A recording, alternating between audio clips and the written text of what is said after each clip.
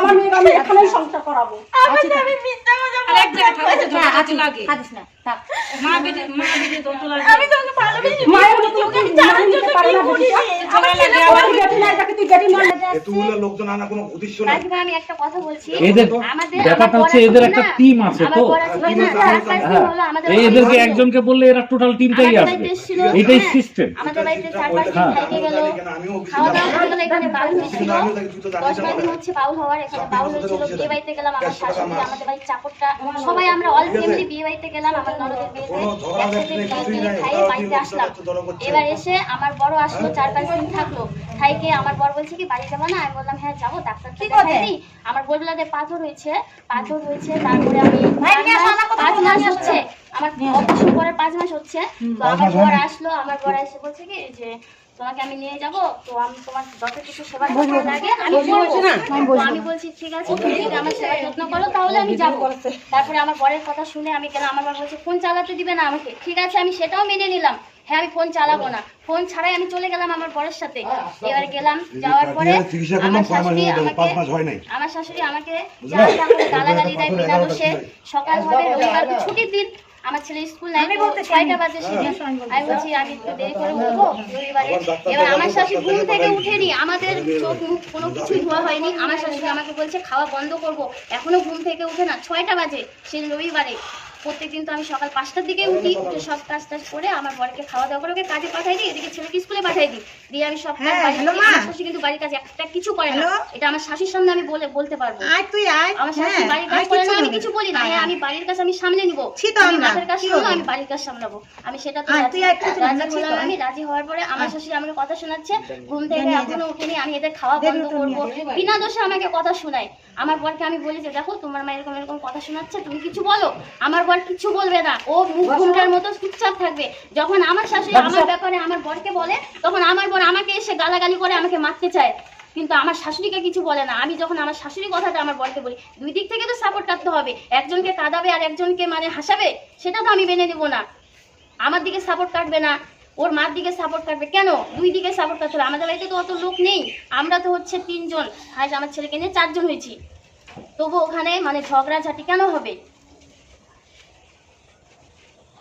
আমি এখানে আসলো, আমার বর আমাকে বলবে না যে বাড়িতে চলো, হ্যাঁ আসবে, খাওয়া দাওয়া করবে, খাওয়া দাওয়া করে চলে গেল বাড়িতে। বাড়িতে গিয়ে আমাকে বলে বাড়িতে আসবে না। তখন আমি বলি তুমি তো বাড়িতে আসলা, খাওয়া দাওয়া করলা, রাত থেকে গেলা, ওই একবারও তো আমাকে বললা না যে আমি তোমাকে নিতে গেছি, চলো বাড়িতে আসো, তারপরে আমাকে বলো যে বাড়িতে আসবে না। এটা কি ধরনের কথা? এই আমার একে আমি চিনি তো, আমরা একসাথে পড়াশোনা করছিলাম, প্রশান্ত আর আমি। শোন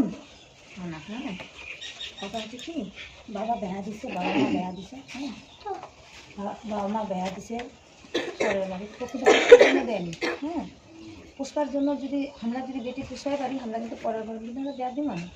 হ্যাঁ মুই দেখেছি ওর সঙ্গে কথা বলতো, হ্যাঁ করিছে, ঠিক আছে প্রবলেম আমার আমি সবই বলবো, আমি সত্যি কথা বলবো, আমি কোনো মিথ্যা কথা বলবো না, আমি সত্যি কথা বলবো।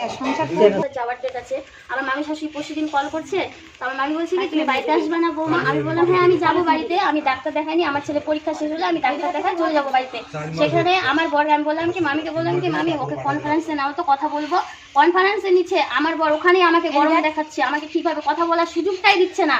সেখানে আমি ফোন কেটে দিয়ে আমি চুপচাপ হয়ে গেলাম। না আসুক, হ্যাঁ ব্যস্ত মানুষ, গৃহস্থী মানুষ, ব্যস্ত আছে বলে দেখতে আসেনি। সে বলে কি ফোনে বলতে পারবে না যে বৌমা কেমন আছো? মানে মা গেলেও যাবে, আমি তো তোকেই খালি নিতে আসি, আমি তোকেই নিবে। কেন মা ছেড়ে থাকবে না? মা যাবে, মা যাবে, আর আমি এমন কিছু করিনি যে ও আমাকে ফোনটা চালাতে দেবে না। আমার ফোন লাগবে, কেন লাগবে? আমার ছেলেকে আমি পড়াশোনা করে স্কুল থেকে সবকিছু আমার ফোনে পাঠায়। আমার বর বাড়িতে থাকে না, ফোন ছাড়া পড়াশোনা এখন সম্ভব না, সারাদিন থাকে বাইরে। এবার একদিন হচ্ছে হোয়াটসঅ্যাপে একটা ছড়া দিচ্ছে, তো আমি হোয়াটসঅ্যাপ দেখে দেখে তো আমি ছেলেকে মুখস্থ করাবো, সেখানে আমার বর ওর ফোনটা আমাকে দিল না, খাতায় লিখে দিল খাতা থেকে তুমি ওকে পড়াও।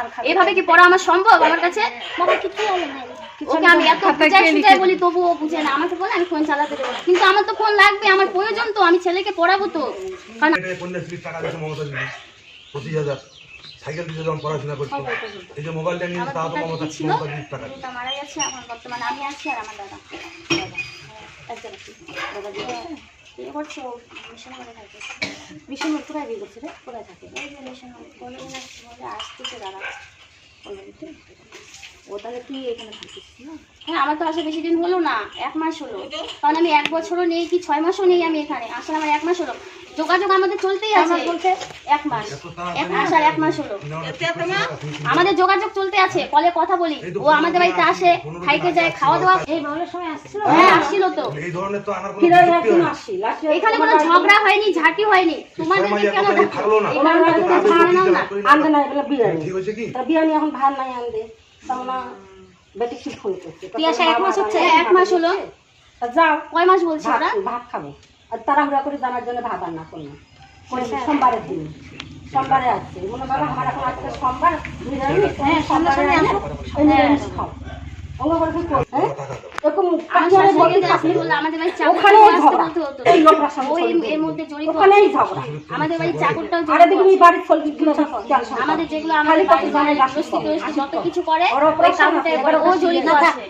ওটাকে নিয়ে কেন টানবি? ওরা ও যেভাবে খেলবে জড়িত তো আছে। তোর কথা হচ্ছে তোর স্বামীটা ঠিক থাকলে তো দুই আমি কি বলতো কাকিমা, আমার শাশুড়ি যতই খারাপ হোক, আমার স্বামী যদি আমাকে ভালোবাসা দেয়, কি আমার স্বামী যদি আমার কথা মতো চলে, অবশ্যই আমি ওখানে থাকবো। কিন্তু ওখানে তো আমার স্বামী ভালো না, আমার শাশুড়ি ভালো না, তো আমি কিভাবে বাড়িতে থাকবো? তাহলে আমার আগে এই কথাটা বলে তাহলে আমার কতটা দুঃখ আমার এখন একটা মেয়ে চলে গেছে এখনো আমার মনে দুঃখ আছে বেটির জন্য এখানে আমি আছি বাড়ি করতে না তুমি মানুষ করেছো এই যে এই গাড়িটা করে দিছে আমি আমার এই তো মোর বাবা সব জানে আজকে মেয়েটা মোর সামনে এইভাবে মোর জামাই কষে মা বলে বলে মা পাওয়া যায় না। তা বইয়ের দিকেও সাপোর্ট করতে হবে মায়ের দিকেও সাপোর্ট করতে হবে দুই দিকেই সাপোর্ট করতে হবে পেলে নিয়ে সংসার হবে তাছাড়া হবে না সংসার মেয়ের জন্য আমি করি হ্যাঁ?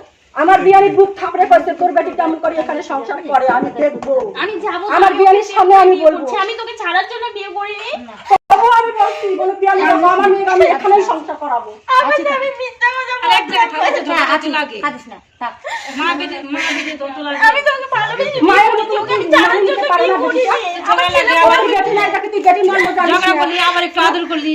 তুই বেটি মন জানিস না আমাকে বলে তোকে দেখতে ইচ্ছা করছে না। ঘর তালা তুই দেবা। যা এখান থেকে। তোর সাথে আমি সংসার করব, তোর বাপের বাড়ি বলা। আমাকে এভাবে কেন বলবে? আমার শাশুড়ির সামনে বলে তাহলে কি কেন? খাবে? আমার শাশুড়ি আমাকে একটা কথা বলে না।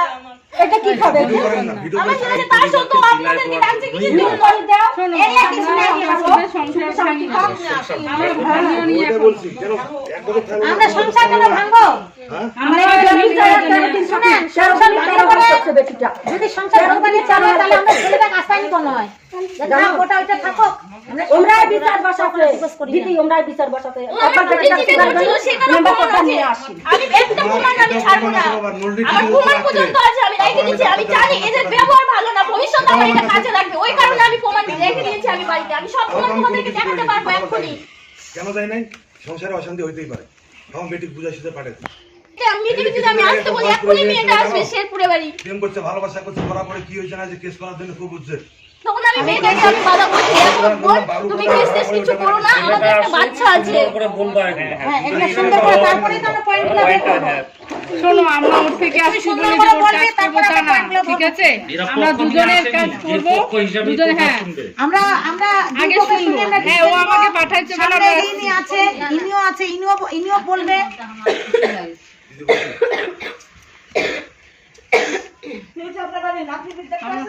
কি বলে জানো মোর বিরিয়ানি কয় কি যেখানে 1 কেজি সেখানে খাবার লাগবে 1/2 কেজি তা আমি কি বেটির কষ্ট দেখবো হ্যাঁ?